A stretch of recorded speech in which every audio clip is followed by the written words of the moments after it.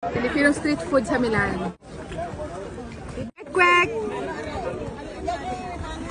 Lumpiang gulay.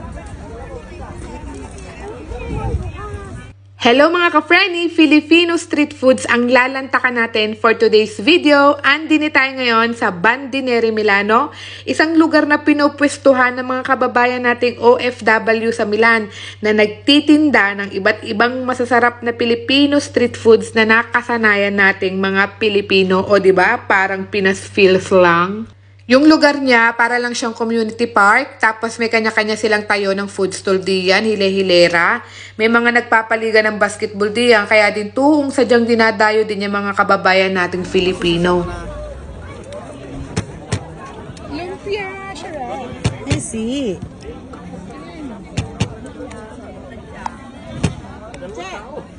Lumpia. Inyuro isa.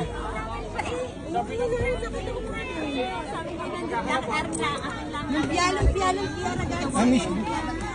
O diga, may palamig din naman kasarap. Tsaka may chicharon ko, may fishball. Ako'y napaibig sa fishball. Tayo muna umorder ng fishball. Ang fishball ay piso, ay 6 na piraso na. Yan. Tamis pala. Kunti. Tapos tamis. Pichil na. Fishball. May trail. Ari din ang isa sa dinadayo ko din ang kanilang palamig. Meron din dining sagot gulaman, pero sa isang araw ko na yan titimusan. Dinin muna tayo sa makatanggal uhaw na melon juice na noong 90s pa lang ay talagang paborito ko na sa mga nagtitinda sa daan, na mga nagtitinda ng mga street foods. Kapag may kwek-kwek, meron sila sa gilid na palamig.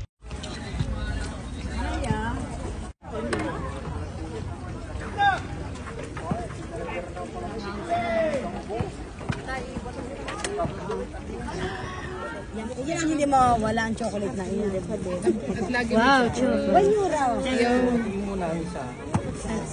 Ay, yan, nalaglag. Iyon at nalaglag pa nga ang ice candy. Meron sila dining ice candy, ba't ibang flavor. May chocolate, may avocado, may ube, may mangga. Yan, pili na kung anong gusto mo. Pero ang gusto ko ngayon timusan ay nakakita ko ng kwek-kwek. Doon tayo muna sa kwek-kwek, mamatay diyan. Nari ang kwek-kwek. Oh, shot, kumuha muna tayo ng isa. Hello, first yan. Suka.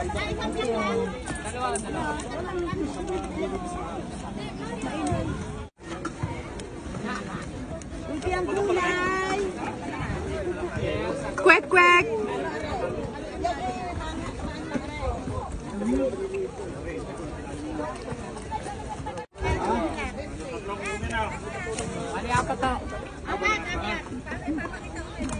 Lumpiang gulay. Iyon at naglako na si ate ng kanyang lumpiang gulay. Ay tamang-tama kasarap naman timusan ng kanyang suka. Ay promise, yung suka niya ang sarap higupin. Kaya tara, tikman naman natin yung kanyang lumpiang gulay.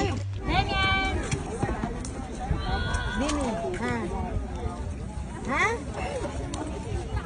Sarado? Lumpiang gulay.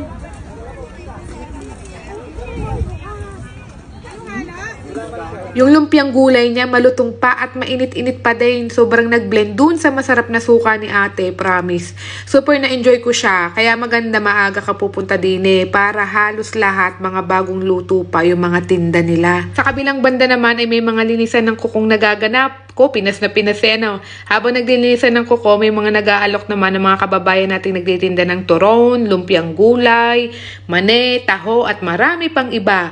Kaya kung kayo napaibig, dumayo na kayo dine ng lantak, dine lang yan sa may Bandinere, linyang pula at makipagbanding na kayo sa ating mga kababayang OFW na nagtitinda ng iba't ibang Filipino street foods dine sa Milan.